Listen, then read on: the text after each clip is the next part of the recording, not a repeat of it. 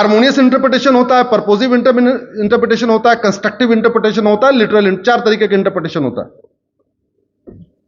हमने क्या किया, धर्मांतरण को प्रमोट करने के लिए 10 कानून बना दिया। भारत में स्टेट स्पॉन्सर्ड कन्वर्जन हो रहा है। धर्मांतरण को प्रमोट करने के लिए लगभग 300 योजनाएं चल रही, विधायक जी, 300 योजनाएं। कैसे? झुग्गी में सारे गरीब रहते हैं, झुग्गी नंबर 1 में हिंदू, झुग्गी नंबर 2 में मुस्लिम, झुग्गी नंबर 3 में ईसाई। झुग्गी नंबर वाला हिंदू है इसलिए उसके बच्चे को वजीफा नहीं मिल रहा है, लेकिन झुग्गी नंबर 3 वाला क्रिश्चियन है इसलिए उसके बच्चे को क्या मिल रहा है? कहां से आ रहा है? माइनॉरिटी अफेयर मिनिस्ट्री से। गरीब गरीब होता है, अपने पिताजी को बोलता है, पिताजी मेरे साथ वाला ही है, इसको तो 1000 रुपए मिलता है, हमको तो नहीं मिलता। वो पूछता है क्यों, क्या बात है? स्कूल में जाके पूछता है, बोले देखो भाई तुम हिंदू इसलिए तुम्हें नहीं मिलता, वो क्रिश्चियन इसलिए मिलता है, या तो तुम क्रिश्चियन बन जाओ या मुस्लिम बन जाओ। जो आदरणीय रघुनंदन जी शर्मा जी ने बोला, मैं उसका कारण बता रहा हूं आपको शर्मा जी। अब वो सोचता है कि भाई 1000 रुपए के लिए अगर मैं इस्लाम कबूल करूंगा तो मुझे अपना नाम भी बदलवाना पड़ेगा और भी कई काम करवाने पड़ेंगे। वो कहा नहीं जा सकता क्या क्या करना पड़ेगा।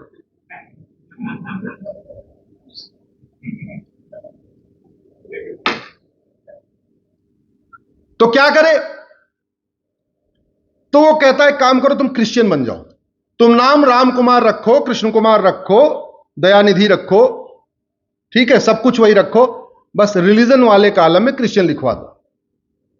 रिलीजन वाले कॉलम में क्रिश्चियन लिखवा दिया, उसको वजीफा 1000 रुपए शुरू हो गया।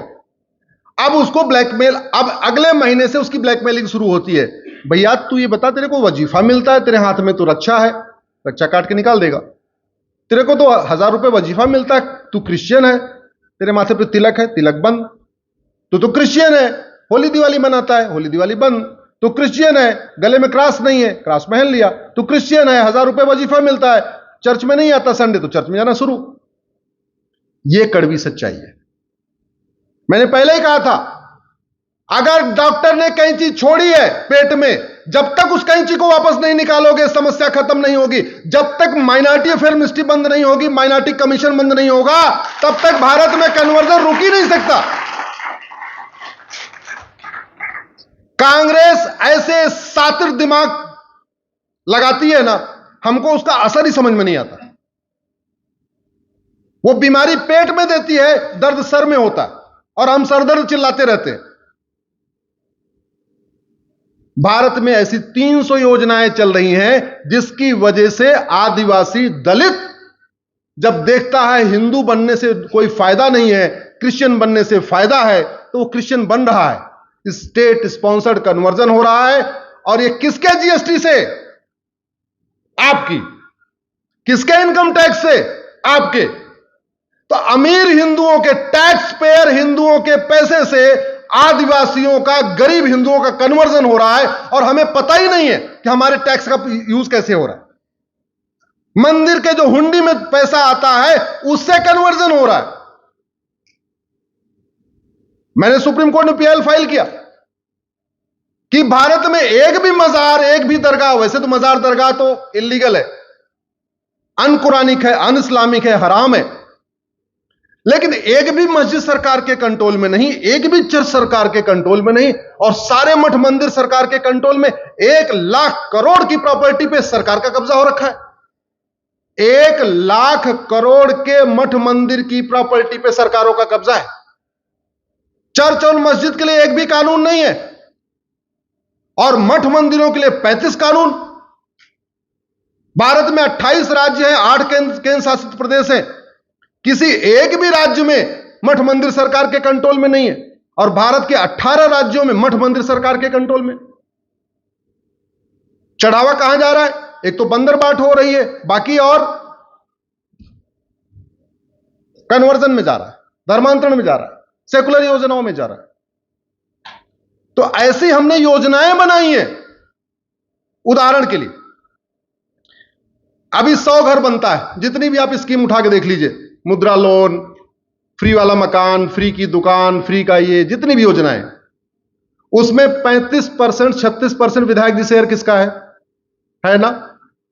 अगर ये हम सारी की सारी योजनाएं केवल SC ST को देते तो ज्यादा फायदा था, या सब ओपन कर दिया तो फायदा हुआ? भाई 100 घर बने, 100 घर में 35 घर तो पहले निकल गए, अब बचे 65 घर। अब 65 घर में डिवीजन हो रहा है। ऐसे 100 के 100 घर शेड्यूल कास्ट को जाता, ट्राइबल को जाता, आदिवासियों को जाता, उनको जाता, तो उनका कन्वर्जन रुकता कि नहीं? हमने घर वापसी के लिए एक भी कानून नहीं बनाया, हमने घर वापसी के लिए एक भी योजना नहीं बनाई, और कांग्रेस ने कन्वर्जन को प्रमोट करने के लिए 10 कानून बनाए और 300 योजनाएं बनाई। वो 10 कानून आज भी चल रहे हैं और 300 योजनाएं आज भी चल रही। और मैं आपको कह देता हूं, जब तक वो 10 कानून खत्म नहीं होंगे, वो योजनाएं खत्म नहीं होंगी, भारत में कन्वर्जन नहीं रुकेगा। भारत का इस्लामाइजेशन होता रहेगा और क्रिश्चियनिटी फैलती रहेगी। और यह गलती हमारे पूर्वजों से हुई। मैं ऐसा नहीं कि मुगल काल में भी एक समय ऐसा आया था, पूरे देश में हमारा हिंदी स्वराज हुआ था कि नहीं? जोर से बोलिए। एक भूल हो गई, सत्ता तो ले लिया, लेकिन क्या भूल हो गई? हमने सबको समान समझ लिया, हमने घर वापसी का आदेश नहीं किया।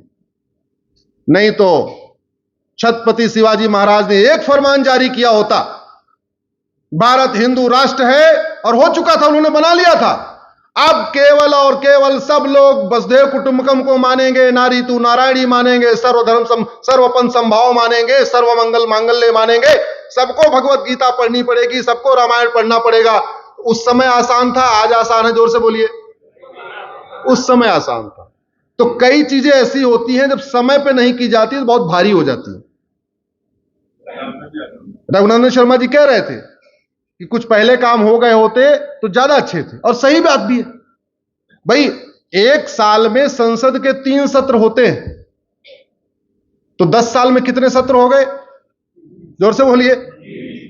एक सत्र में अगर एक कानून बनाते तो कितने कानून बन जाते?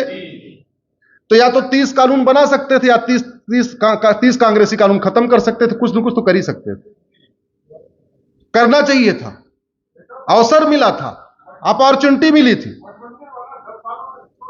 अपॉर्चुनिटी मिली थी। मेरा यह मानना है, अगर आपको बात, आपका विषय लैंड जिहाद है, अच्छा हमसे एक चीज मिस हो जाती है, हमको वक्फ बोर्ड तो दिखाई पड़ता है। जानते हैं भारत में भूमि अतिक्रमण का पहला कानून कब आया था? 1894 में अंग्रेज लेके आए थे। भारत की जमीन को चर्च को बांटने के लिए पहला कानून आया 1894 में, जिसको कहते हैं लैंड एक्विजिशन एक्ट। बड़े चालाकी से अंग्रेजों और मुगलों में अंतर केवल इतना था कि जो काम मुगलों ने तलवार के दम पे किया, अंग्रेजों ने वो सारे काम कानून बना बना के किया। इतना ही अंतर था बस। अंग्रेजों ने वो सारे काम किए, मुगलों ने तलवार के दम पे धर्मांतरण कराया, अंग्रेजों ने कानून बना के धर्मांतरण कराया।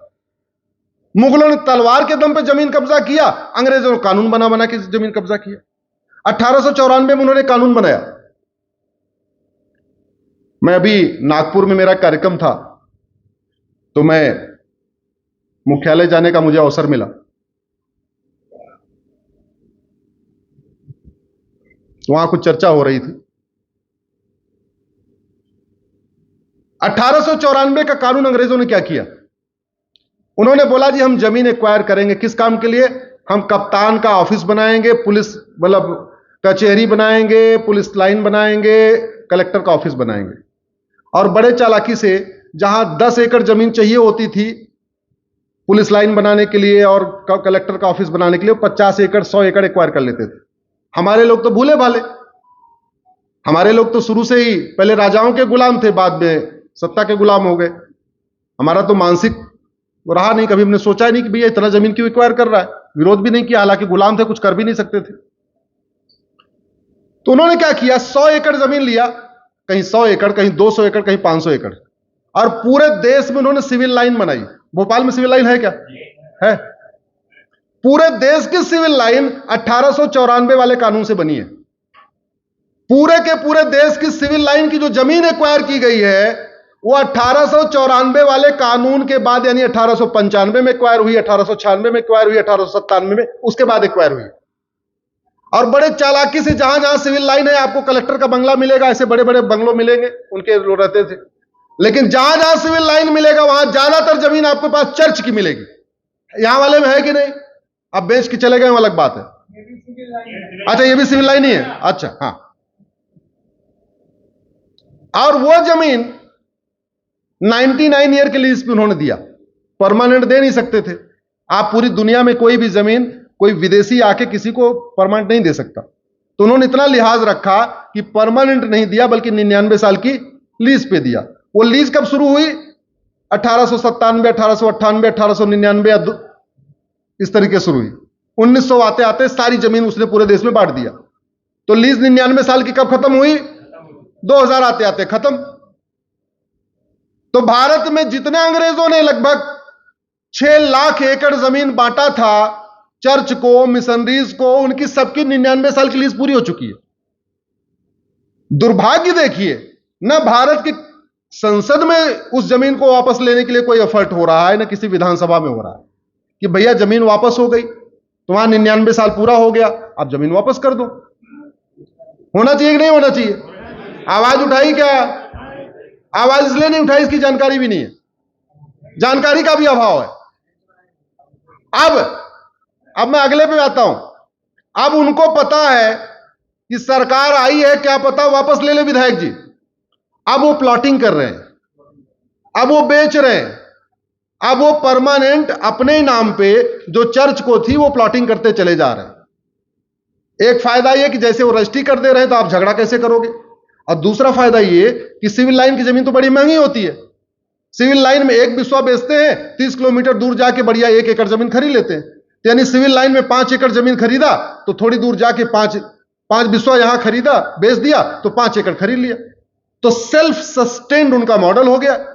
पूरे देश में चर्च बन रहे हैं, पूरे देश में उनकी हॉस्पिटल बन रही, पूरे देश में उनके स्कूल बन रहे हैं, कॉलेज बन रहे हैं। पैसा कहां से आ रहा है? वो सिविल लाइन वाली जमीन से। सिविल लाइन में प्लॉटिंग हो रही है, बाहर काम हो रहा है। तो जब देश आजाद हो गया तो कुछ बुद्धिजीवी गए नेहरू जी के पास, बोले अंग्रेजों ने तो अपना काम कर लिया, चर्च को बसा दिया, मिशनरीज को बसा दिया, पूरी सिविल लाइन में सेटअप कर दिया, हमारा क्या? तो नेहरू जी ने 1954 में पहली बार वक्फ एक्ट बना दिया। शर्मा जी गए क्या? यह वक्फ एक्ट सेंट्रल का कानून है, इसमें राज्य सरकार कुछ नहीं कर सकती है, इसमें विधानसभा में कुछ नहीं हो सकता। ये जो कुछ होगा पार्लियामेंट में होगा, क्योंकि नेहरू जी की कृपा है वो। अब नेहरू जी ने बनाया, तो जब तक वो कानून चलेगा तब तक आप वक्फ बोर्ड से कुछ नहीं कर सकते, कुछ नहीं कर सकते, क्योंकि कैंची पड़ी हुई है पेट में, तो दर्द होता रहेगा, आप कराते रहो, चिल्लाते रहो, जब तक दोबारा कैंची बाहर नहीं आएगी कुछ नहीं हो सकता। 1954 में नेहरू जी ने उसको बनाया, बाद में इंदिरा जी ने मजबूत किया, बाद में राजीव गांधी ने मजबूत किया, बाद में 1995 में नरसिम्हा राव ने मजबूत किया, और जाते जाते 2013 में मनमोहन सिंह ने उसको इतनी पावर दे दिया, इतनी पावर दे दिया।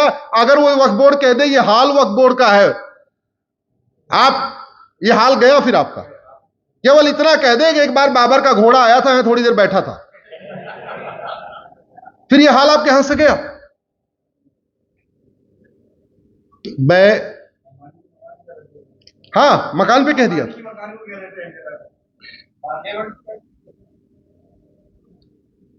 मैं अपनी बात खत्म करूंगा। नहीं, एक विषय और है, कर लेता हूं।